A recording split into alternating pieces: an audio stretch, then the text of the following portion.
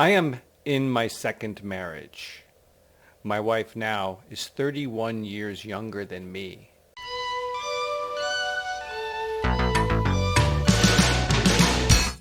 She's from the Philippines.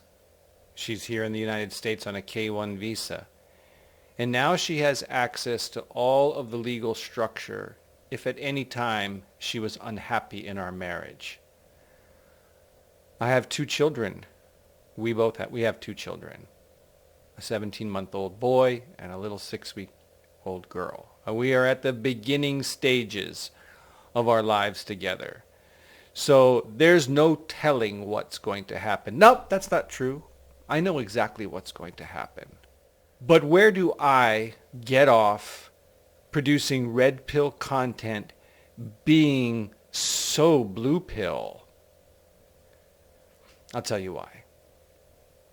I'm going to give you 4 reasons why I know that my marriage will be a success and that my wife is never going to harm me, divorce, rape me, and all that blah, blah, blah stuff they talk about in the red pill conversation.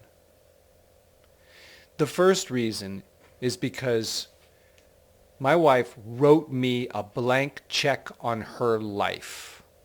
Both of our children were conceived in the Philippines. Our first child was born in the Philippines. This occurred before she ever had a ring on her finger.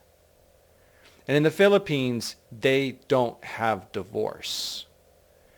There was no legal recourse for my wife to gain any child support from me had I decided that I didn't want to stick around. She gave me 2 children without any guarantee that she was going to get the support that she needed to raise those children in peace, comfort, and in fun. She trusted me beyond any measure of trust to do that. I know other Filipinas who have children with American and Australian men, and they're still in the Philippines with those children, and the men are like, sending help when they feel like it.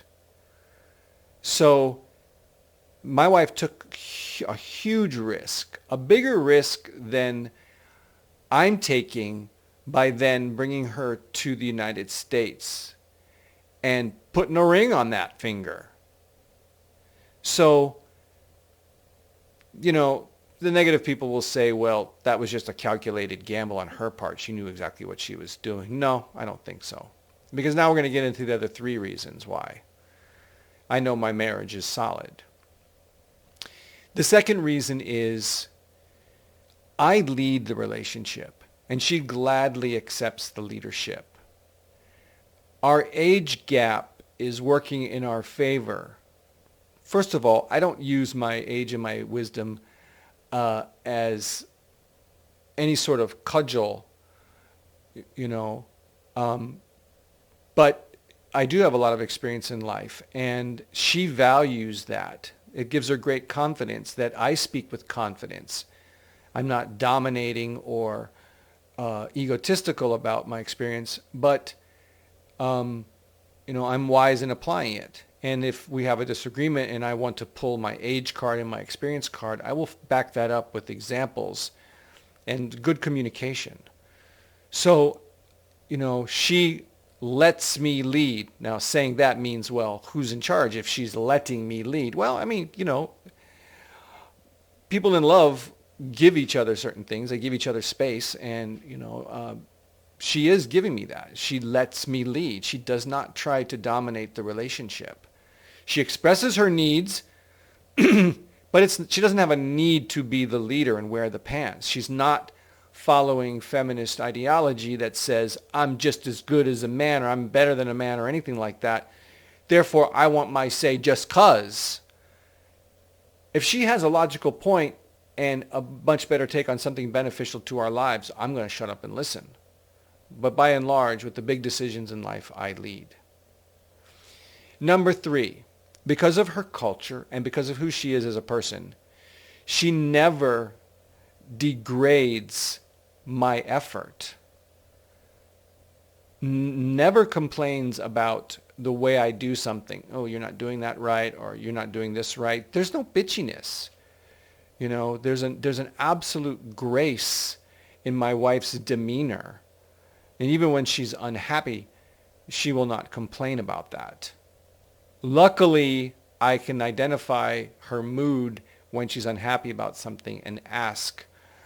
And we are developing better communication skills at outright telling each other, I'm not happy about something.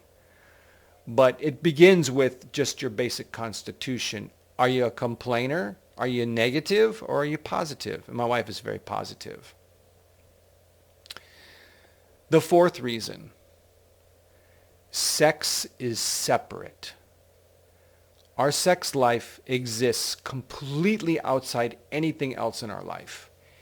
It is taboo to bring up sex in any kind of a conflict or disagreement. We made a joke early on in our relationship, but the joke sticks, and that is, when we're fighting, that's when we make love. Okay, well, it doesn't really work out that way, because when you're mad, it just doesn't work out that way. But what I'm talking about is the attitude, right? If you can, in the middle of a heated fight or massive disagreement or fundamental different choices in life, even if in the midst of your worst argument, in your mind, you can ask yourself, can I shut this off and make love to him or her, right? Then you really have a mechanism for success for the rest of your lives as a married couple. Because once you use sex in a relationship for manipulation, control, dominance, you've lost the plot. As much as we get in our heads about things, we're still animals. And there are forces going on subconsciously in us that are best expressed and understood through your sexual expressions.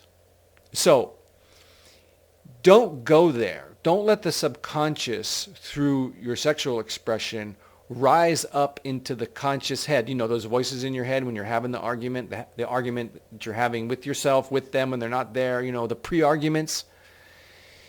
You got to find a way to just agree and stick to the agreement that sex is separate. It can never come up in a fight. It can't be used to one up on a fight, right? You're mad about something with your wife, right? And you start getting the attitude, well, maybe if I just agree with her, we can get over the fight so I can get some sex. That's the same thing. That's the same manipulation. And for her, it's like, well, you know, I'm not going to give him any sex until he does something else I want. Man, you start using that in your relationship, you really lost the plot.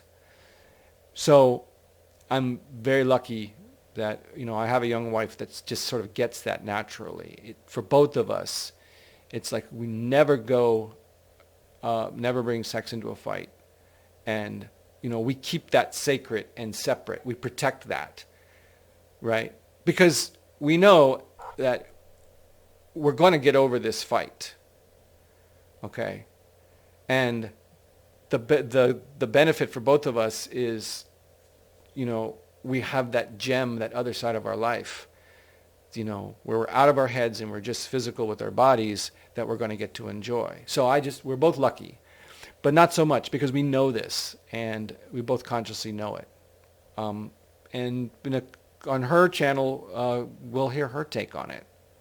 Not as wordy as mine, but, well, that's the way it goes. Thanks.